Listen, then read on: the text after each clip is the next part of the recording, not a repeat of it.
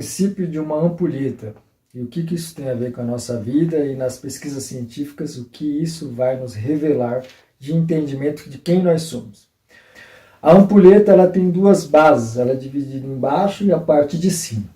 A parte de baixo que tem areia e a parte de cima que teria espaço vago, que é o oxigênio. Quando você liga a ampulheta, o que estava embaixo foi para cima, o que estava em cima foi para baixo. Agora eu vou dar nome a isso. O que estava embaixo é o solo, a terra, os minerais, que é o meu próprio corpo, essa existência aqui. Então tudo que eu tenho aqui, um dia estava no pó da terra. E ele vai se locomover agora por cima da terra. E tudo que estava em cima veio para baixo. E o que estava em cima é a energia principal que o corpo utiliza para viver, que é o oxigênio, que é o que faz o cérebro funcionar. Que nas aulas anteriores eu falei dos 3 elementos de combustível que o corpo utiliza. Primeiro, o oxigênio, segundo, água, terceiro, comidas sólidas. Primeiro é 15 minutos sem você morre, segundo, 7 dias você morre sem tomar água, e terceiro, dependendo da sua matéria, da sua força, massa, né, de 30 até 40 dias ali. No máximo você vai falecer, vai acabar a energia do seu corpo. Então vamos lá. Quando a ampulheta ligou, aquilo que estava embaixo foi para cima e agora vai escorrer novamente, que é o tempo de vida, que é o prazo de funcionalidade. Então aquilo que estava embaixo foi para cima, a hora que ele completar aqui você morreu. Então ele entrou em colapso, o tempo de vida acabou. E essa variável de tempo de vida depende do que a gente faz durante a vida. Se você abre a expansão da sua vida para coisas inúteis, álcool, comidas, brigas, coisas inúteis, você fez o quê? Que a ampulheta, a parte que regula ali a velocidade, que está em cima vem para baixo, que está embaixo vem para cima. Por que está embaixo vem para cima? Porque 2 corpos não ocupam o mesmo espaço. Quando a areia está correndo para baixo, ela comprime o oxigênio que está embaixo, e esse oxigênio ele é mais leve por causa da lei da intensidade. Então aquilo que é mais pesado vai para baixo, aquilo que é mais leve sobe, pela nossa lei da intensidade. Então isso é um inspirar e aspirar. Quando nós nascemos, a gente fazemos a primeira coisa, entra o oxigênio. Quando a gente morremos, automaticamente a segunda coisa que a gente faz é antecipando a última que a gente vai fazer, que é soltar o fôlego de vida, e aí o fôlego de vida para de introjetar, entrar e sair do seu sistema imunológico total do corpo. E aí entra o óbito, quando isso acontece. Porém, o que estava em cima, antes do corpo ser ligado, que é o oxigênio, ele é a energia que faz o corpo funcionar, que é a energia principal, que é aquele primeiro combustível lá, que é o ar que a gente respira. Então, o combustível principal, ele é o verbo, ele é a consciência, olhando para o lado cristão, vamos entender desta forma. Nessa pesquisa científica a gente define com 8 áreas de estudo, e religião é um dos estudos, porque que eles explicam dessa maneira. Como a maioria de vocês são cristãos, no planeta a maioria das pessoas é cristão, eu gosto de utilizar isso para explicar as pesquisas científicas. Mas não correlaciona isso, tá bom? Vamos lá. O oxigênio, ele está embaixo. Então a consciência se apagou. E agora quem veio para cima é a ignorância, que é o corpo. E o corpo, ele tem o DNA e ele tem umas previamente indução que não são com a consciência, mas sim são de autossobrevivência. A autossobrevivência, ela trabalha em 4 elementos: comer, beber, dormir e procriar. Só. Até uma ameba tem isso. Só que nosso DNA, comparado com os outros DNA, se formássemos uma pirâmide, nosso DNA é o ponto mais alto desta pirâmide. Esse ponto mais alto é o mais complexo que nós conhecemos até o presente momento no universo. Então, todo o DNA que vem na escala de baixo é complemento do que está na escala de cima. Por isso que você come diversas coisas para complementar o DNA principal que gera, no nosso cérebro a córtex frontal, que é uma parte que está bem aqui no nossa frontal, que ele tem a capacidade de raciocínio lógico de certo e errado, do que é bom, do que é ruim. Porque eu faço, porque eu deixo de fazer, porque eu vou melhorar uma coisa que eu necessito de melhorar. Então, um animal, ele não tem capacidade, um cachorro não tem capacidade de prever a finitude dele, porque ele vai morrer. Nós já nascemos e tendo a capacidade de raciocínio. Esse raciocínio é o tempo. Eu consigo viajar nessas três plataformas de ação, reação e consequência. Vou repetir. Ação, reação e consequência. O que essas três plataformas? Nem prêmios e nem condenações, apenas consequências. Que essas três plataformas. E essas plataformas explica que se eu estudar o passado, refletir no presente, posso mudar o meu futuro. Toda essa base científica é para a gente mudar o nosso futuro de conhecimento de nós mesmos. Então, isso é tão bonito, tão pleno, que quanto mais a gente se conhece, o tempo está se esgotando. Então, normalmente o velho é sábio. Como que a gente consegue antecipar o tempo? Tem três formas de antecipar o tempo. Tem o burro, tem o inteligente e tem o sábio. O burro erra muito nas mesmas coisas. O inteligente erra muito, não nas mesmas coisas. Ele aprende e vai para frente. E o sábio é aquele que observa e aprende com o erro alheio. Então ele não precisa gerar a ação e a consequência para ter a conclusão daquela complexo total. Então o sábio é isso. Então como que hoje uma pessoa que é nova consegue ter uma sabedoria de um ancião? Simplesmente porque ele usou o terceiro elemento, que eu falo que esse terceiro elemento é as pesquisas científicas. Pesquisa científica serve para você ver ações e consequências e achar absoluto sobre elas. E o absoluto é aquilo que explica a minha vida, a sua e das demais humanidade inteira. Aquilo que está no meio seria a química. A química não tem conclusão nenhuma. Não tem como eu provar para você que o bolo que eu comi é igual ao bolo que você comeu. Por mais que a gente pegou o mesmo bolo, cortou 2 pedaços desse bolo e eu comi, você comeu, nós vamos ter percepção da realidade diferente um do outro.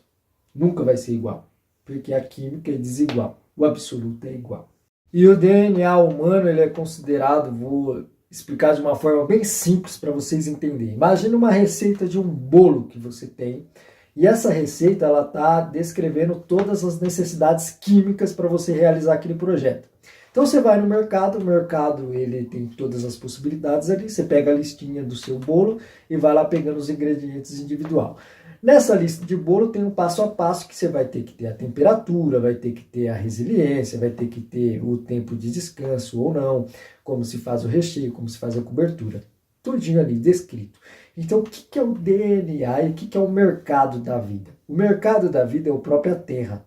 Tudo que nós necessitamos está dentro da Terra. Todos os elementos químicos e sais minerais estão lá. E cada semente, cada produto que nós temos, ele é um projeto. Um projeto simples de retirar da tela aquilo que a gente necessita. Então a Terra, ela é esse grande mercado. E a lista que nós temos é aquilo que produz no mercado uma outra coisa, que é a segunda expressão. Então, o DNA humano, quando uma mulher está grávida, a partir do momento que ela está grávida, que ela não ficou o 0,5 e os outros 0,5, que é o homem e a mulher, o que adianta da chave sem o cadeado, o que adianta do cadeado sem a chave, do dia sem a noite, do amanhã sem o ontem, então não tem função. Então tudo precisa da chave do cadeado, que é a receita completa e a ação de torná-la real. Então nós se tornamos real desta maneira. Porém, cientificamente, não conseguimos provar para o mundo como que é o início, porque todos nós conhecemos o início de uma criança. Quem é pai, quem é mãe, quem é irmão mais velho, essas coisas, viu que quando o seu irmão ou seu filho nasceu, ele era totalmente prematuro, e pelo menos continua até os seus 7 anos de idade, aquela fase mais prematura de quase 100% de uma pessoa fazendo a ação para realizar todas as necessidades básicas daquele ser humano. Então, não teria lógica a gente tentar explicar a vida, que a vida começa pelo fim. Ou seja, o que eu quero dizer? O fim nesse sentido é que uma criança, o primeiro ser humano que apareceu no planeta Terra, não teria como ser do nada, né? E quem ia dar o que ele comer, quem ia fazer ele a limpeza básica nele, ele não conseguiria fazer nada. Nós somos o animal mais prematuro da natureza. Se estudar qualquer outro animal, ele é questão de horas, ele está andando, está comendo, está fazendo tudo sozinho. Nós não conseguimos isso. Então, a nossa geração ela é de trás para frente. Você necessita de ter um pai para sustentabilizar um filho, que o filho um dia se tornará pai. Vamos fechar essa aspa aí, agora eu vou te explicar de outra forma. A pirâmide do DNA é que o DNA principal e o mais complexo está aqui em cima, que é o nosso. O decorrer dela, que a gente vai traçando. Todo o resto são todas as decomposições do DNA principal, que são todas as nossas alimentações fora, indireta ou direta. E tudo isso se torna a extensão do nosso próprio corpo quando a gente utilizamos esses elementos químicos para repor as nossas células. Senão a gente morreria. Sem um prazo de validade sendo adiado com o produto que nós comemos que está morto. Então o DNA humano ele tem a capacidade de retirar do solo de toda a alimentação que a gente comemos, que são outros DNAs. Eu vou explicar como que funciona a pirâmide. A pirâmide do DNA funciona assim. O DNA mais complexo da humanidade e da galáxia que a gente conhecemos no nosso presente momento é o próprio nosso. Então, o nosso DNA, que tem a capacidade de produzir um corpo humano, que tem a capacidade de ter o acrólix frontal, que é a capacidade que está aqui bem no núcleo do nosso cérebro, bem na ponta, que define o que é certo, o que é errado, o que é ética, né? Independente, a ética ela é moldada pelo ambiente, pela época das circunstâncias. Então nós temos previamente saber o que é bom para mim, o que é bom para o outro, o que é mal para o outro, o que é mal para mim, no sentido literal. Né? Nós temos a capacidade de pensar a nossa própria finitude por observar tudo que está acontecendo em nossa volta agora. As coisas estão nascendo, estão morrendo. Né? Uma planta, um objeto, o seu animalzinho de estimação. Então nós temos a prevalência disso. Né? Muitas das vezes o cachorro ele não vai pensar desta maneira, um animal irracional não vai pensar. Então toda a pirâmide do DNA funciona desta forma. O DNA mais complexo, a receita mais complexa que a gente achou nesse universo, justamente é o nosso. E o decorrer do restante dos DNAs compõe o nosso, que é o mais complexo. Por isso que nós alimentamos de tudo. E a gente também temos preferências de alimentar só vegetal, só orgânico, só animal e por aí vai. Nós temos várias etnias de alimentações de como a gente fazemos a nossa dieta independente, né? E toda cultura envolve isso, cada país tem isso. Porém, tudo isso funciona com que essa receita, que é o DNA, reproduz a capacidade de pensar. E o que é pensar? Pensar gera atos e consequências de ferramentas que facilitam. Então, quando a gente consegue entender todas as leis da natureza e as leis que regem o nosso próprio corpo e as nossas próprias emoções, a gente tem a chave do entendimento de quem nós somos. Então, todo o meu trabalho é influenciado nisso. Quem nós somos, como a realidade se torna presente no mundo atual, no mundo anterior, no mundo futuro.